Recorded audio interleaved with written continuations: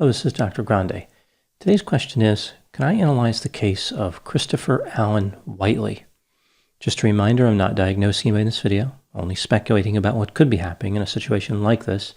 If you enjoyed this video, please like it, subscribe to my channel, and consider supporting me on Patreon. I will put the link to Patreon in the description for this video. First, I'll look at the background of this case, move to the investigation into the incident, and then move to my analysis. Christopher Allen Whiteley was born in Stephenville, Texas, on September 11, 1992. At some point, he started committing crimes, including using methamphetamine. He was sentenced to prison for aggravated assault. He was released on June 3, 2020. On the morning of December 2, 2020, 28-year-old Christopher was at his girlfriend's house, which is in the town of Lipan, Texas. This is in Hood County, a rural area which is about 55 miles west of Fort Worth, Texas. At this time, Christopher weighed 145 pounds and was 5'6". It would later be determined that there was methamphetamine in his system, and the police said that the place where he lived was known to be occupied by transient individuals. Christopher departed the house at about 9 a.m. to go to his house painting job. He was carrying a backpack. Christopher never learned to drive a motor vehicle, so driving was not an option. His plan was to make his way to Howell Road. Here he would be able to hitchhike to work. He decided to take a shortcut through the dense brush to get to this road. He never made it. On December 3, a friend of Christopher filed a missing persons report. The police investigated and found Christopher's backpack next to a cedar tree. About 15 feet away, they found Christopher's body. It was in an area of brush that was so dense, the police claimed it was a miracle they found him at all. Before we take a look at the investigation, let's hear a word from today's sponsor, Home Title Lock. Today's system for monitoring home titles is not protecting you from theft. Criminals can easily steal the title or deed of your home and then take out loans, which you would be responsible for paying. In addition, they can submit a form indicating your mortgage is paid off, which allows the criminals to steal all the equity in your home. Title information is public record. Stealing a title is easier than stealing a car, and criminals make more money doing it. Your homeowner's insurance, credit card coverage, or traditional identity protection will not cover you from loss if a home title is stolen. Title insurance will cover you on the day you close your home, but after that, nothing. Protect yourself today with Home Title Lock. Get 24/7 monitoring of your title and instant alerts if tampering is detected with your title or mortgage. Go to HomeTitleLock.com/Dr. Grande and use my code Dr. Grande to try out Home Title Lock risk-free for 30 days. That's 30 days risk-free at HomeTitleLock.com/Dr. Grande. Now moving to the timeline of the investigation. Christopher had suffered a grisly death. His throat was torn apart from one ear to the other. He had scratches on his forehead, face, and body, which were small and thin. Christopher was not wearing a shirt, which seems particularly unusual considering he was going to work, and it was pretty cold outside. Hood County did not have its own medical examiner, so one from Tarrant County assisted with the investigation. She believed that the punctures and lacerations on Christopher's neck were consistent with that of a large cat, like a mountain lion. Some residents of Hood County believed that a mountain lion attacked a horse near Lipan not long before Christopher died, but this was never confirmed. Since 1890, there have only been 13 human fatalities caused by mountain lions. There has never been a fatal mountain lion attack in the state of Texas, and there has never been a confirmed sighting of a mountain lion in Hood County. There had been confirmed sightings in neighboring counties, and just a few days prior to Christopher's death, there was an unconfirmed mountain lion sighting about 100 miles northeast of Hood County. The police brought in several animal experts to aid in the investigation, including those from the Texas Parks and Wildlife Department. Here's what the experts discovered. There was no evidence of a mountain lion attack. Mountain lions typically leave a few different signs when they make a kill, like small mounds of debris that they pile up and mark with urine, feces, and prints from their paws. Mountain lions typically strike from behind and use their jaws to crush the windpipe. The cause of death is typically asphyxiation. Christopher died from blood loss. Mountain lions typically come back hours after the killing to feed. There was no indication that a mountain lion or any creature had fed on Christopher's body. Christopher's body did not have marks from canine teeth, and it should have if he was attacked by a mountain lion. It did not appear as though a struggle had occurred at the scene, but mountain lions are pretty messy when they attack. Several animal tracks were discovered within 450 feet of the scene, but they did not come from mountain lions, rather from house cats, dogs, deer, hogs, coyotes, and humans. The human tracks, of course, could have come from the police and other people who responded to the scene.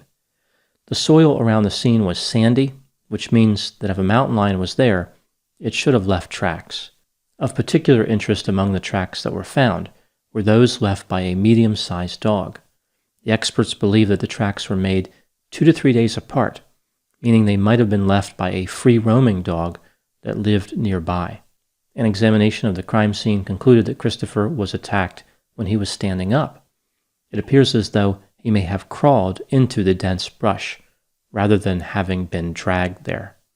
Fingernail clippings from Christopher were sent out to a laboratory and tested for mountain lion DNA. The results were negative. Christopher's clothing was examined.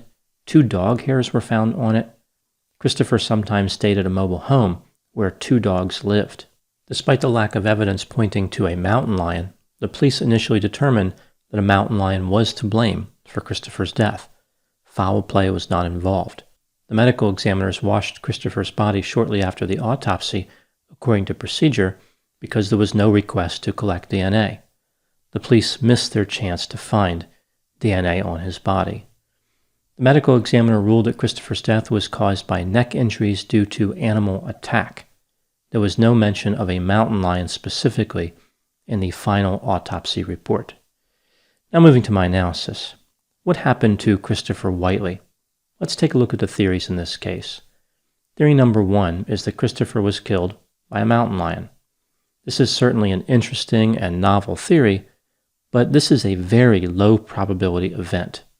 In the timeline of the investigation, I talked about the various reasons that Christopher was probably not killed by a mountain lion. There was simply no indication a mountain lion was ever there. There were no prints, the area was not disturbed, Christopher died from blood loss, not asphyxiation, no mountain lion DNA was found on his clothing. Unless it was a floating mountain lion with an atypical killing technique, something else killed Christopher. As I mentioned, there have only been 13 fatal mountain lion attacks on humans in the United States since 1890. There's about 1 fatality every 10 years, or 0.1 death every year. Statistically, a human being in the United States has a much greater likelihood of dying from a variety of non-mountain lion-related events. Here are the number of people that would be expected to die in a typical year in the U.S. by various causes. 17 people will die from being struck by lightning. 46 people will die from dog attacks. 200 people will die from striking a deer in a car. 335 people will drown in their own bathtub. About 15,000 people will be murdered, and 38,000 people will die in a car accident.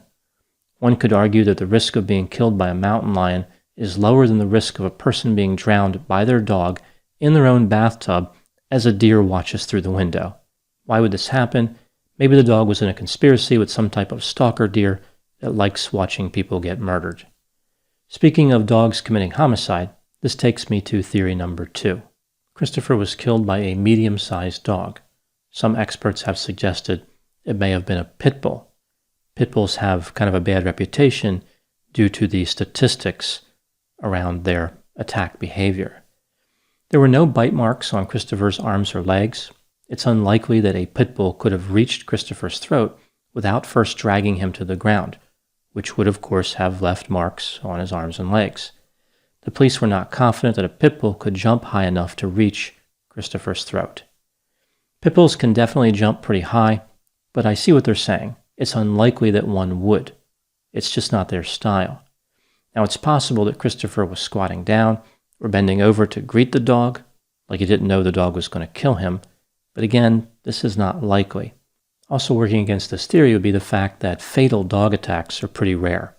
They're not as unusual as fatal mountain lion attacks, but still very uncommon.